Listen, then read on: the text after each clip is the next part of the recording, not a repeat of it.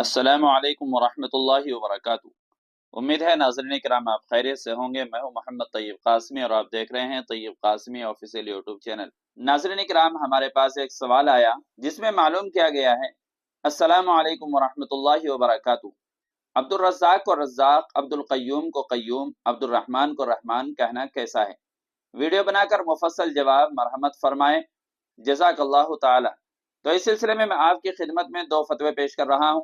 दोनों फतवे सुनने के बाद आप अच्छी तरह समझ जाएंगे कि इस तरह नाम लेकर के पुकारना कैसा है। आपसे गुजारिश यह है कि अगर आपने अभी तक हमारा चैनल सब्सक्राइब नहीं किया है तो सब्सक्राइब कर लीजिएगा और वीडियो को मुकम्मल देखिएगा। तो चलिए पहले इस सिलसिले में मैं आपकी खिदमत में जामिया उलूम इस्लामिया अल्लामा मोहम्मद यूसुफ बिन्नौरी टाउन का फतवा पेश कर रहा हूँ।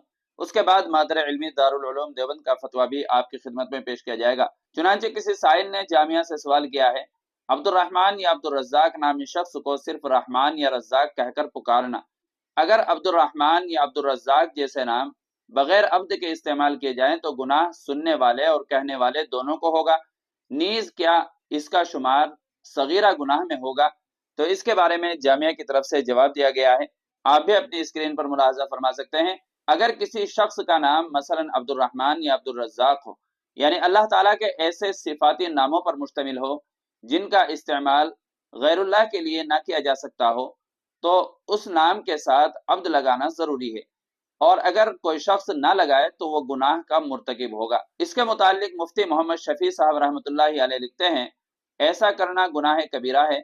जितनी मरतबा यह लफ्ज पुकारा जाता है उतनी ही मरतबा गुनाह कबीरा का इर्तिकाब होता है और सुनने वाला भी गुनाह से खाली नहीं होता।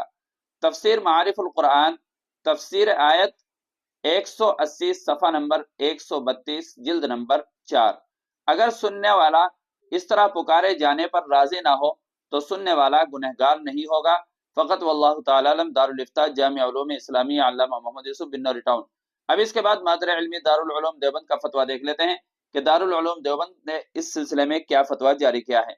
चुनांचे किसी साइल ने मादर इल्मी दारुल उलूम देवबंद से सवाल किया है, अल्लाह ताला के किन अस्मा के साथ अब्द लगाना लाजिम है? सवाल, मुफ्ती साहब सवाल है कि हमारे खानदान में कुछ अफराद के नाम अब्दुल रज़्ज़ाक, अब्दुल क़य्यूम है, लेकिन सब उनको रज़्ज़ाक और क़य्यूम बुलाते हैं जबकि उनके साथ अब्द लगाना जरूरी है। क्या उन पर कुफ्र और शिर्क का फतवा लगेगा जबकि उनकी नीयत शिर्क करने की हरगिज नहीं है? कुछ लाइल्मी में और कुछ लापरवाही में अब्द नहीं लगाते हैं। नंबर 2, हमारे शहर के बड़े आलिम साहब से पूछा था कि किन नामों के साथ अब्द लगाना लाजमी है, तो उन्होंने फरमाया कि अल्लाह और अर्रहमान दो ऐसे नाम हैं जिनके साथ अब्द लगाना लाजमी है। क्या ये दुरुस्त है? बाकी नामों के साथ अब्द लगाना लाजिम नहीं है क्या? नंबर 3, एक मुफ्ती साहब से सुना कि अगर कोई सिर्फ रहमान बोलता है तो उसमें अब्द महजूफ होता है। जो मेरी समझ में आया तो उनके कहने का यही मतलब था, शायद के लोगों की नीयत अब्दुल रहमान की होती है मगर अब्द को महजूफ कर देते हैं। इस बारे में भी रहनुमाई फरमाएं कि इससे क्या मुराद है। तो दारुल उलूम देवबंद की तरफ से जवाब दिया गया, बिस्मिल्लाहिर रहमानिर रहीम। नंबर 1, सूरत मसऊला में उन पर कुफ्र या शिर्क का हुक्म तो नहीं, लेकिन इस तरह पुकारना नाजायज है, इससे एहतराज लाजिम है। नंबर 2 और 3, इस बारे में ज़ाब्ता यह है कि जो अस्मा अल्लाह ताला के साथ खास हैं, जैसे अल्लाह, रहमान, रज़्ज़ाक, खालिक वगैरह, उनसे पहले अब्द लगाना जरूरी है।